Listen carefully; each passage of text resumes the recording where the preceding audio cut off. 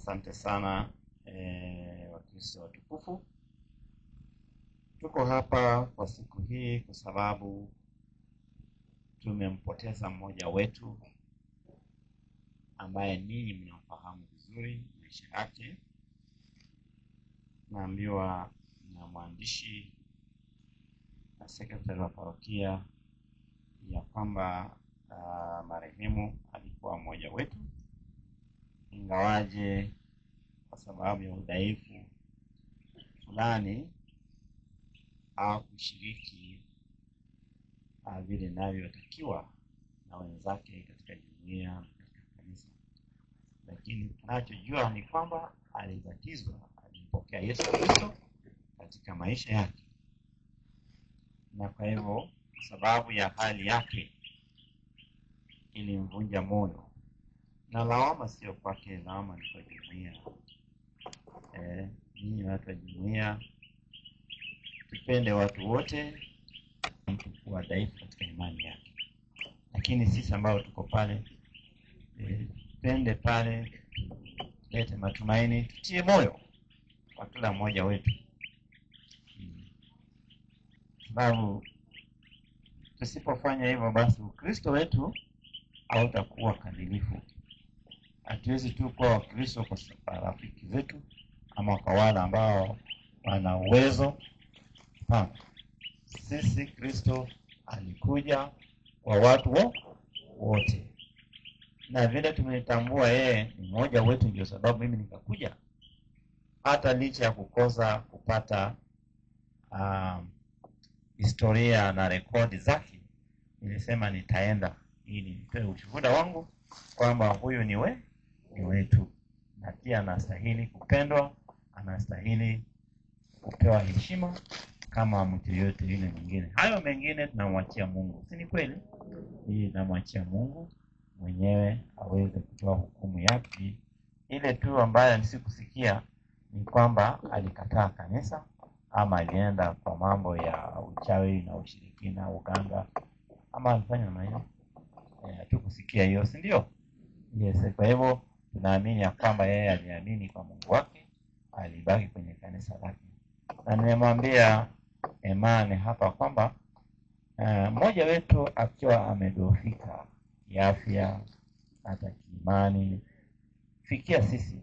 Hiyo ndio kazi ambayo tumetumwa kufanya hapa katika parokia hii, kufikia watu wote mahali ambapo wapo, kuwaongelesha, kuwakumbusha ya kwamba Kristo anawapenda, Kristo anawahitaji.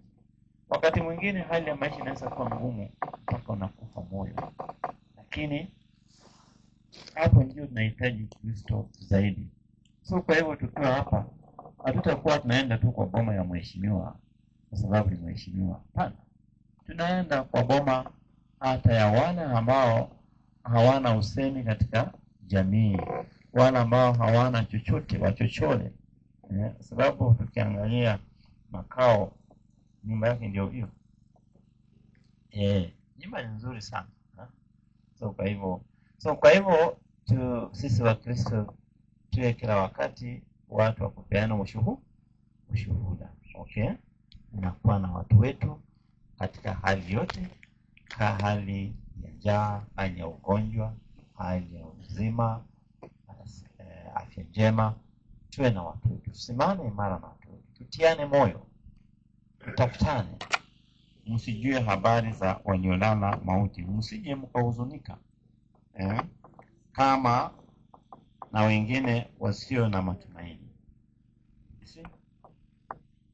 Paulo anatuonya ya kwamba tusiwe tunaangalia na kutoa hukumu kwa wale ambao wameshalala, kama huyu Robert ameshakufa. Sasa kuna haja ya sisi kutoa hukumu zetu. Mungu ndiye anatoa nini? Hukumu. Sisi kazi yetu ni kufanya kazi yetu na kuonyesha upendo wetu kwa watu wetu wote, bila kutoa hukumu. Sijui alikuwa namna hii, sijui alikuwa namna hii. Hapana, hiyo sio njia ya Mungu, na Mungu hataki tufanye hivyo. Anataka tuwapende wote, na anataka tutiane matumaini, tusemezane, tupendane, tushirikiane, na tukumbushane pia kwamba njia yetu ya imani ndio njia hii. Njia yetu ya imani sasa ni kushiriki katika jamii, kushiriki katika jumuiya, kushiriki katika misa, kanisa, na mambo yote ambayo yanahusiana na yale ambayo Kristo ametufunza kupitia neno lake. Kwa siku ya leo, Kristo anasifu wale ambao katika maisha yao, wale ambao ni maskini na wanatafuta kujua Mungu, kwa sababu tegemeo lao ni nani? Mungu. Kristo anawasifu, watamkuta Mungu atajibu sala zao. Najua pengine watu walifikiria tutakuja kuzika Robert kwa sababu kama mlikuwa mnafikiria hapo, poleni sana. Naweza kuja kukosa kuzika yule ambaye anakuja kanisani kila Jumapili, lakini akirudi nyumbani anaenda kwingine. Usiku hapo, mchana hapo na sisi, na usiku hapo wapi? Hapo kwingine. Huyu nikijua tu siwezi kuja, lakini sikusikia Robert alikuwa mfanya hiyo. Sawa. So kwa hivyo tunasema pia Robert katika maisha yake, vile nimeambiwa, ya kwamba maisha ilikuwa ngumu. Maisha ilikuwa ngumu. Na mimi nimemwambia Eman hapa, sisi kama jamii ya Kristo katika jumuiya, hapo ndio Ukristo wetu utajulikana. Tunaposimama na wale ambao hawana katika maisha yao. Kanisa la kale la zamani ama kanisa la mwanzo linatukumbusha ya kwamba wanafunzi wa Yesu Kristo walikuwa wanashirikiana kihali na mali. Matendo ya Mitume mlango wa 2 mstari wa 43 hadi 47. Walishirikiana kwa kila jambo, kupendana, na hakuna aliyekosa katika ile jamii. Hakuna aliyekosa. Walishirikiana. Na kwa hivyo ningeomba ya kwamba jumuiya hii muna kesi ya kujibu. Sindia watu na kesi, watakuja kule kwa ofisi watueleze, ndio tufanye maamuzi, judgment. Tuone kama mlifanya kila ambacho mnapaswa kufanya, ama mlikaa tu na kusema huyu wacha kae. Hapana. Si namna hiyo wa Kristo wangu. Yes. Alafu pia tunajua kwamba Robert alifiwa na mwenzake.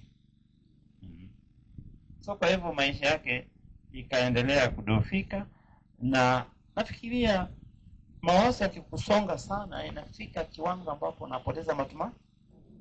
Lakini kazi yetu ya Kristo sasa, tunapogundua hilo, tunaenda kwa wenzetu na kuwatia matumaini, kuwasaidia kwa njia ambayo inawezekana, ili waweze kuwa na matumaini ya maisha.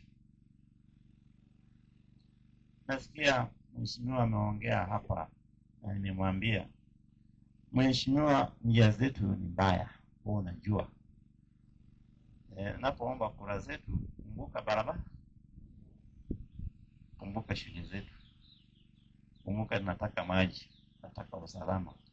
Hatutaki kuja kutupatia pesa, kwa sababu hata hao ni wengi, utamaliza wote kuwapatia pesa na itatosha, si kweli?